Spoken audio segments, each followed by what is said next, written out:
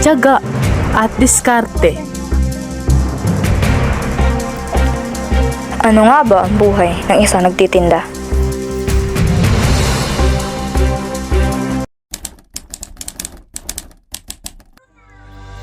Mula sa baitang siyam ng Section Hyacinth. Inihahandog ang dokumentaryong ito na ika-5 pangkat.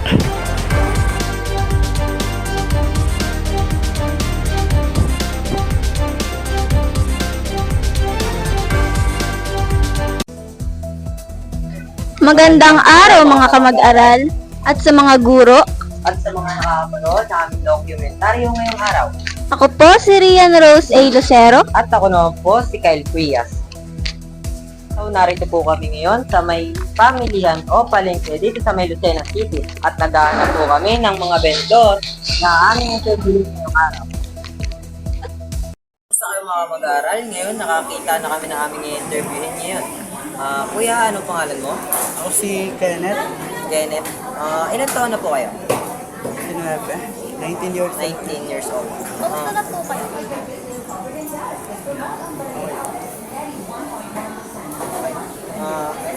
Ilan taon na po kayong tindera dito? Simula ng 2020, mga 4 na taon na siguro. 2020? Ano yun? Apat. Magkano naman po ang kinikita? Kinikita, 800 to 500. Iba-iba din depende sa ibabantay. Bukod po sa pagtitinda, ano naman po ang iba po niyo pang trabaho? Sa umaga nagtitinda. Karne. Pagdating naman ng gabi, tapos ng pagtitinda, nililinis ko na. Ayon kay Kuya Kenneth, hindi lamang pagtitinda ang kanyang hanap buhay, kundi pati na rin ang paglilinis ng pwesto.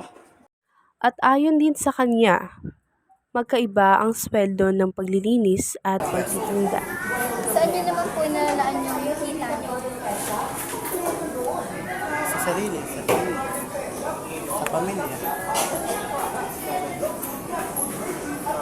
Dun pa. Sa pamilya ba? Sa bahay, like ganun sa bahay po. Gusto ko sa bahay. Gusto sa gift card. Nagbibigay po kayo sa ano nyo? Sa magulang. Kapatid.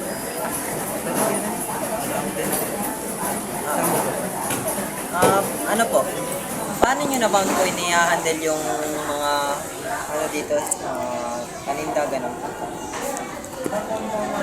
Kailangan, para makarami, kailangan mo pag-aaruhan ng panila mo. So, para minsan kasi may panahon na mabili. Kaya ayos lang po. Isa naman, parang kasi labanan niya ng mga Minsan po madami pong mga nabili dito, mga tao, kailangan laban ng mga pesto. Edi, pahirapan din po kayo pag madami yung mga nabili. kailangan mo trabaho. Bilang ako trabaho, kailangan sumunod sa kanila. Last question po. Ano po, pwede po ba kayo magbigay ng good opinion? Sa mga gusto po magtinda? Sa mga Ano po masasabi sa mga nagtitinda po? Mga kasamahan niyo po dyan.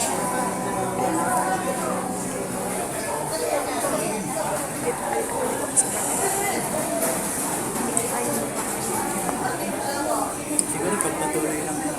Pagpatuloy lang po nila yung mga nga naman po. Salamat po sa inyong sa aming interview.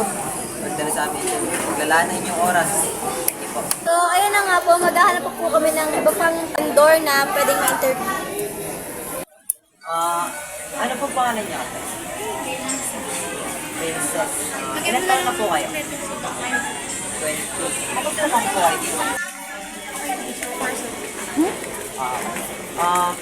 Ilan taon na po kayong nagtitinda dito? 9 months po. Magkano naman po kinikita nyo?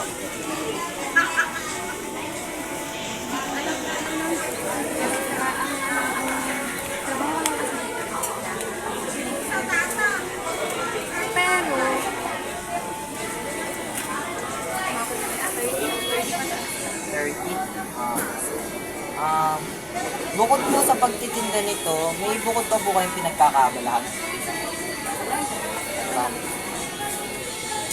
Ito lang po.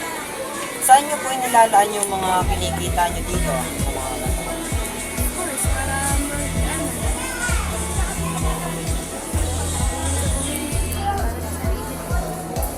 Ayon kay Ate Princess, halos 9 na buwan na siyang nagtitinda bilang isang frozen food vendor at kumikita siya ng 100 piso kada araw.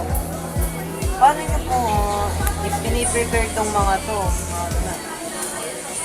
Niyahandle.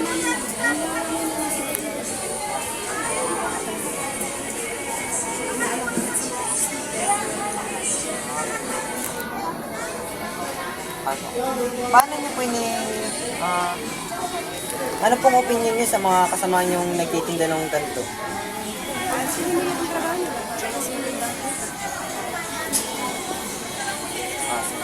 Sige po. Thank you po. Maraming po salamat sa inyong inilaan na oras para sa aming interview. Ano po pangalan nyo?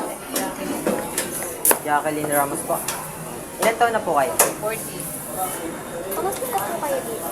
Okay na. Ilan taon na po kayong tindera? 21 years. Magkano naman po ang kinikita ko sa isang 800.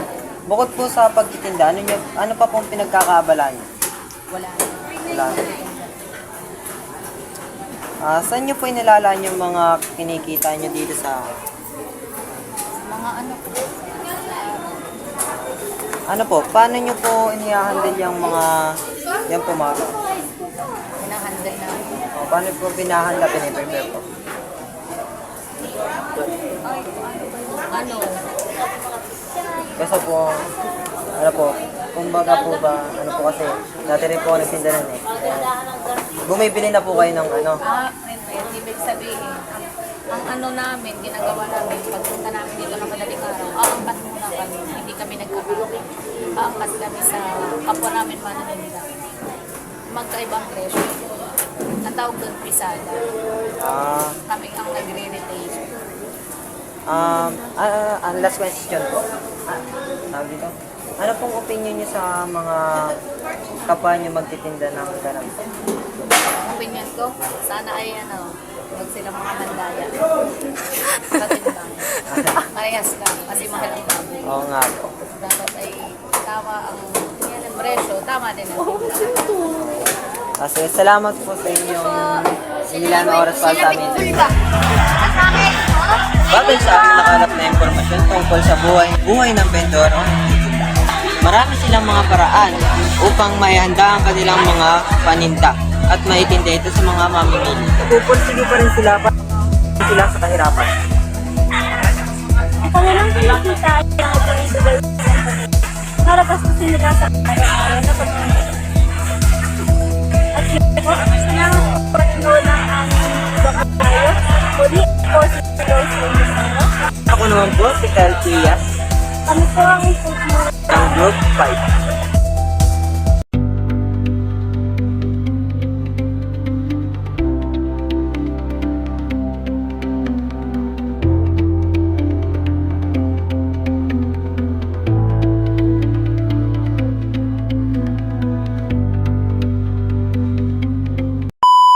Magandang araw po.